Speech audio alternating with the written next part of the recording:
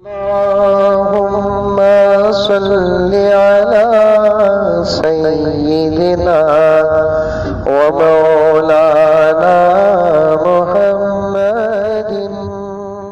उस जमाने के बादशाह खलीफे मंसूर को काजी की जरूरत पड़ी। तलाश करो काजी को, बेहतरीन इल्म वाला। सबके जुबानों में एक ही नाम आया, अबू हनीफा इसके लायक है। और थी भी बात हकीकत, थी भी बात हकीकत। जहां सबकी नजरें जाकर खत्म होती थी, वहां अबू हनीफा की नजर शुरू होती थी। जहां कोई नहीं देखता था, वहां अबू हनीफा देखता था। बड़ी बड़ी किताबें हैं हजरत इमाम अबू हनीफा के। आकर उनके पास मसाइल और सवालात करने वालों का जवाब देने वालों के, जो मसला किसी से हल नहीं हो सकता था, ऐसे मसाइल को भी अल्लाह के फजल से हजरत इमाम अबू हनीफा हल करके छोड़ देते थे। चलो एक वाकया बोलकर मैं अपनी बात को आगे बढ़ाऊं। इमाम अबू हनीफा के ज़माने में एक चोर एक घर में दाखिल होकर घर वाले के सामने चुराया। उन्हें असल में ये ज़माने में पैदा होना था, सो वह ज़माने में पैदा होगा। इमाम अबू हनीफा के ज़माने में एक चोर घर में दाखिल होकर घर वाले के सामने चुराया। डरा को, धमका को, लांगा दिखा को। और वो चोर कहीं और गांव का भी नहीं था, खुद उसी गांव का था। और तीसरी बात क्या है, पूरा चुरा ले को, ब्याग बना ले को, थैला बना ले को। जाते जाते बोलिया, मेरा नाम बोलिया, तुझे छोड़ता नहीं। अब उन्हें नहीं बोलता बोलकर बोल डालिया चोर के सामने, लेकिन चोर को यकीन नहीं आया। अब जान से डर कर मान लिया। फिर मैं गए के बाद इन्हें नाम बोल डालेंगे। गले में तलवार रख दिया, रखकर बोलिया, मेरा नाम बोलिया तो बोल तेरी जोरू पर तलाक।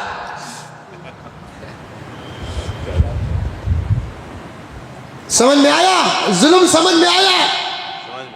अरे आया नहीं आया? खाली वाकया सुनो, हर वाकया अमल करने का नहीं रहता। गले में तलवार रख डालकर बोलिया, मेरा नाम बोला तो बोल तेरी जोर ऊपर तलाक। उन्हें जान बचाने बोल डाला, नाम बोला तो तलाक बा। अब बहुत बड़ा सरमाया था, चोर चुरा लेकर चला गया। परेशान था, सुबह को उठकर दोस्तों में तस्करा किया, दोस्तों कल रात चोर आया अजीब, मेरे घर में चोरी करके सब कुछ जमा पूंजी लूट कर लेकर चला गया। दोस्तों ने कहा कि चलो जाकर कंप्लेंट देंगे। उस जमाने में भी हुकूमतें थी ना, कंप्लेंट देंगे। नहीं नहीं नहीं नहीं नहीं नहीं, नहीं कंप्लेंट नहीं ले सकते। अच्छा चोर को जानता हूं, मेरे ही गांव का है, फिर बोलना नाम।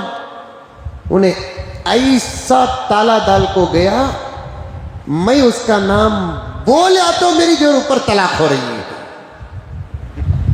दोस्त बोले, या तो जोरू बचा नहीं तो माल छोड़। किसी ने मशवरा दिया, हजरत इमाम अबू हनीफा के पास जाओ, इंशाअल्लाह ताला मसला हल हो जाएगा। हजरत के पास वो आया, आकर पूरा माजरा सुनाया।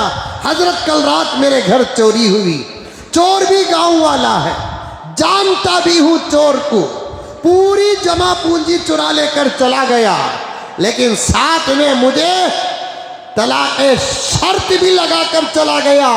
मैं उसका नाम अगर बताऊं तो फिर मेरी जोरू पर तलाक हो जाएगी, इमाम अबू हनीफा ने पूछा, तलाक का जुमला तूने जुबान से अदा किया? हाँ हजरत मैंने अदा किया। अगर नाम बताऊं तो तलाक वाक़े हो जाए। तो हजरत ने फरमाया कोई फिक्र करने की बात नहीं, इंशाअल्लाह तलाक भी नहीं होगी, चोर भी मिल जाएगा। तलाक भी वाक़े नहीं होगी, चोर भी मिल जाएगा। खुश हो गया इसने। फिर उस गांव के बड़े जिम्मेदार से कहा, आज ईशा की नमाज में पूरे गांव वालों को मस्जिद में जमा करो। अब अमीर साहब का हुक्म हुआ, पूरे गांव वाले नमाज में आ गए। जिसका माल लुटा था इमाम अबू हनीफा ने कहा दरवाजे के पास खड़ा हो जा, एक एक आदमी दरवाजे से बाहर जाएगा। तू हर गुजरने वाले को देखकर अगर चोर नहीं है तो सिर्फ इतना बोल दे, इन्हें नहीं,